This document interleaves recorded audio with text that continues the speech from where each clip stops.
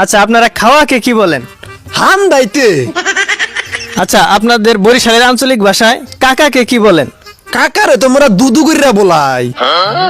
হ্যাঁ, দুদু দুদু। আচ্ছা, আপনাদের বরিশালের আঞ্চলিক ভাষায় পেঁপেকে কি বলেন?